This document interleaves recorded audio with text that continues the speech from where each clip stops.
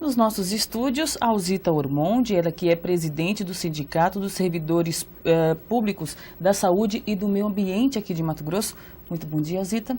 Bom dia a todos. Seja bem-vinda aqui ao RDTV. Obrigada. Alzita, nós tivemos aqui a participação no nosso programa recentemente do agora secretário de Administração, Fayad. E nós questionamos a ele como que estava a questão dos servidores aqui no Estado, sobretudo os da saúde. Segundo o secretário, na época, né, está tudo ok, está tudo certo, os servidores estão satisfeitos com as conversações que tiveram em torno dos inúmeros problemas que a saúde apresentou aqui no Estado. Essa informação procede? Olha, até o momento ainda não, né? A gente ficou assim muito preocupada porque muitas carreiras foram para a Assembleia Legislativa e a nossa ainda não, né? E a gente cobrou isso dele mesmo porque nós encaminhamos a documentação para a SAD e para a SES em janeiro de 2013, né? Porque ficou vários pontos pendentes no nosso plano de carreira que ficou de ser avaliado novamente pelo gestor, né? E até o momento, antes da saída dele, nós sentamos e muitos pontos ele, enquanto secretário, disse que não aprovaria, mas que seria resolvido dois problemas críticos, que é o problema dos servidores que fazem a função de fiscal sanitário, que foi uma reivindicação feita à época, em 2009, para o Conselho Estadual de Saúde, onde o Conselho Estadual de Saúde aprovou na íntegra a proposta, o governador homologou e, resultado, até agora não foi incluso no nosso plano de carreira. Corrigindo, foi incluso no nosso plano de carreira, porém, a época do secretário de Saúde, o Pedro Henry, achou que não era momento oportuno para incluir os fiscais sanitários no nosso plano. E ficou pendente isto aí. Outro ponto que ele foi terminantemente contra, no caso, o Fayad, foi a respeito do adicional de interiorização.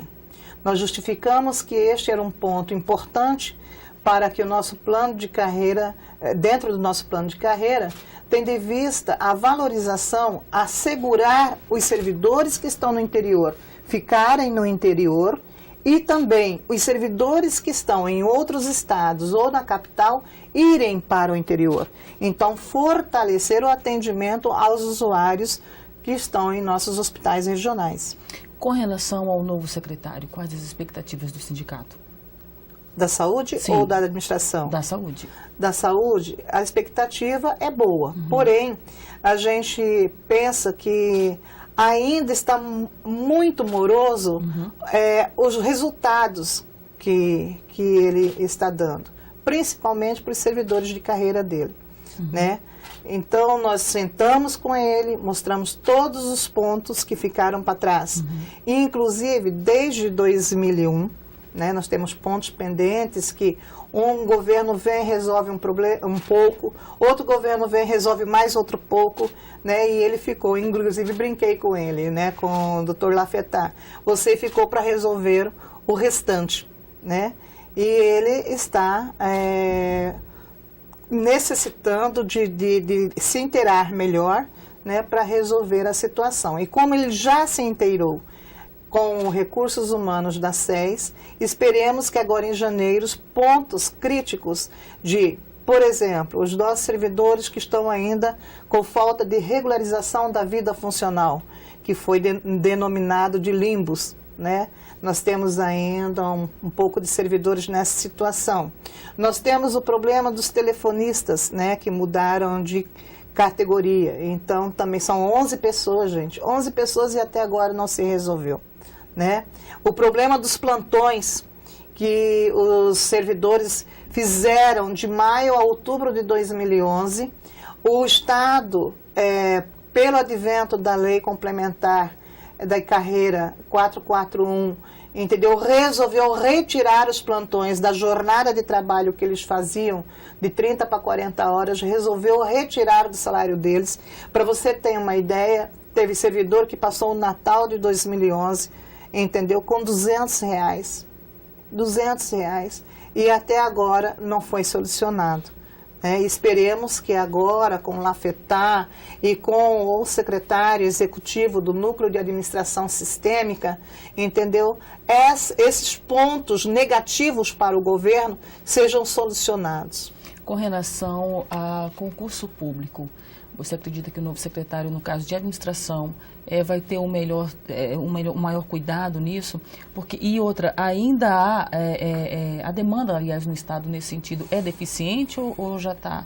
A demanda no Estado é deficiente. Para você ter uma ideia, segundo a informação da gestão de pessoas da SES, nós temos a base de 4.550 servidores efetivos entendeu?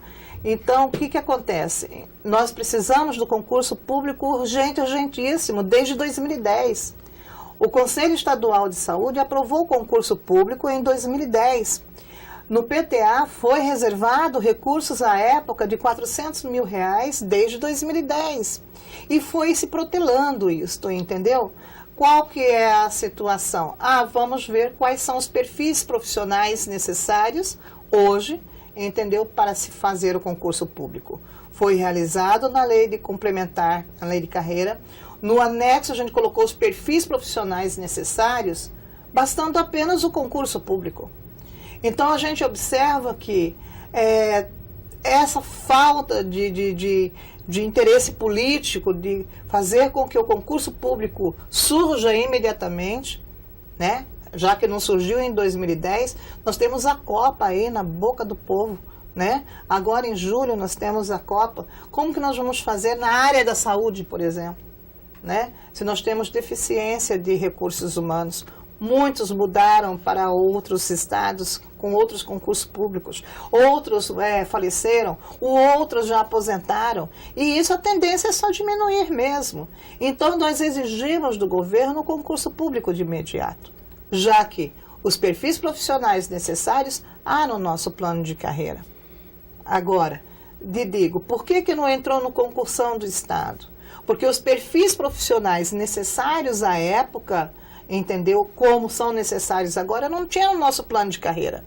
Então, optou-se por fazer a revisão do plano de carreira, incluir esses perfis profissionais dentro do plano de carreira para aí fazer o concurso público.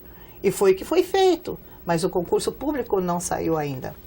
Com relação, nós até mostramos as deficiências e a pouca estrutura. No caso do CAPS-AD, também do MT Laboratório, denúncia inclusive do sindicato, que eles estavam funcionando de maneira precária. Melhorou a situação nesse sentido nesses locais? Continua trabalhando de maneira precária, né? Porque, por exemplo, a gente chama o complexo do Sermac ali, onde tem o MT Laboratório, tem o Sermac, né, tem o MT, Hemocentro, tudo aquilo naquele complexo. Então, a estrutura dali não suporta, né? Então teria que fazer uma reforma, uma ampliação. O que a gente está observando com a vinda do Lafetar, que no primeiro momento eles estão resolvendo os problemas paliativos, né? Problema de telhado, problema de pintura, problema de rede de esgoto, essas coisas assim. Mas a estrutura em si, entendeu, não está sendo mexida. Você citou aí, né, o CAPS-AD. O CAPS-AD, gente, nós temos recursos para isso. Então, nós fizemos um movimento imenso em relação a isso.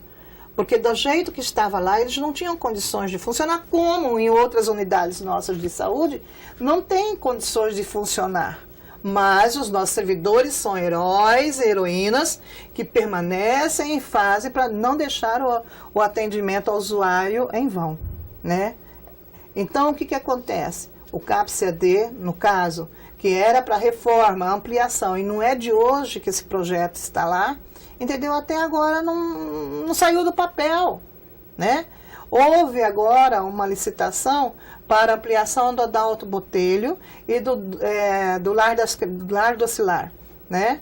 Então, e aí? Como que faz? Então, eu estou achando assim, que o secretário quer fazer, esse secretário atual quer fazer, mas ainda a secretária precisa de celeridade nas ações, porque a saúde não espera. Uma outra, por falar em espera, já pegando esse gancho da espera, o sindicato fez um movimento também com relação ao projeto de iniciativa popular que propõe o fim das OS. Esse projeto tramitou e tramita ainda ali na Assembleia, houve várias articulações nesse sentido, movimentação e tudo mais, mas acabou o ano e ele não foi aprovado, de modo que o sindicato, que o Estado ainda espera o resultado desse projeto. Exato. O que aconteceu que ele não foi aprovado ainda? Segundo o regimento interno da Casa, da Assembleia Legislativa, ela diz o seguinte: mesmo sendo um projeto de lei de iniciativa popular, ele segue a tramitação normal na Assembleia. A única diferença da lei de iniciativa popular, projeto de lei de iniciativa popular, entendeu, para um projeto normal, de uma lei complementar ou de uma lei ordinária, é que ele exige que tenha, né, a assinatura de 1%, no regimento interno da Casa diz o seguinte, no artigo 176, que ele tenha 1% do eleitorado do Estado, desses 1%, no mínimo 5 municípios. Então, vamos dizer aí, salvo melhor juízo, entendeu? O eleitorado do Estado, 1% dá 22 mil, né? E 5 municípios. A gente alcançou essa meta, muito mais do que isso, na primeira leva, no primeiro movimento que nós fizemos, junto com o Comitê de Saúde, nós levamos uma base de 27 mil assinaturas de nossos eleitores do Mato Grosso, né? Na segunda leva, levamos mais uma quantidade X, que deu um total de mais ou menos, aproximadamente, 38 mil a 40 mil assinaturas. Então, essa diferenciação da lei de iniciativa popular é a vontade do povo, né? Então, a vontade do povo diz o seguinte: nós não queremos organizações sociais. 5 municípios, não, nós entregamos de 140 municípios. E nós já recebemos de Rondolândia, foi o único que ficou sem. E ainda não aconteceu nada. O deputado falou, não, vamos abrir audiências públicas. Quem sugeriu essas audiências públicas? Foi Dilmar Dal Bosco. Uhum. O deputado Dilmar Dal Bosco pediu as audiências públicas. Vamos fazer? Vamos fazer. Sob qual alegação, uma vez que o projeto já estava demonstrando a vontade popular, Alzita? Penso eu que talvez para não cometer o mesmo erro da aprovação da lei, da alteração das organizações sociais de 2011, né? Porque até então a lei complementar 150, aprovada a primeira vez em relação às organizações sociais, lá falava que as organizações, lá fala, corrigindo aqui, porque ela não foi revogada ainda, é o que a gente está pedindo, entendeu? Que as organizações sociais, elas entrariam no Estado, mas só para serviços complementares. Ok? Você não tem o serviço para oferecer, então você compra o serviço. No entanto, quando o secretário Pedro Henri esteve, vendeu para a população, entendeu, esse castelo maravilhoso, todo mundo queria, né? Quem que não quer ser atendido de imediato? Não é verdade? Quem não quer não ficar em fila? Não é verdade? Mas a gente observou que isso não aconteceu. Muito pelo contrário, continuou-se a fila, continuou-se a judicialização, continuou-se a falta de medicamento e muito pelo contrário, com o passar do tempo, foi desestruturando todos os nossos hospitais regionais, desde os recursos humanos quanto na estrutura física. Tá certo. Alzita, nosso tempo já esgotou, mas a gente quer agradecer a participação do sindicato aqui. Nós é que agradecemos.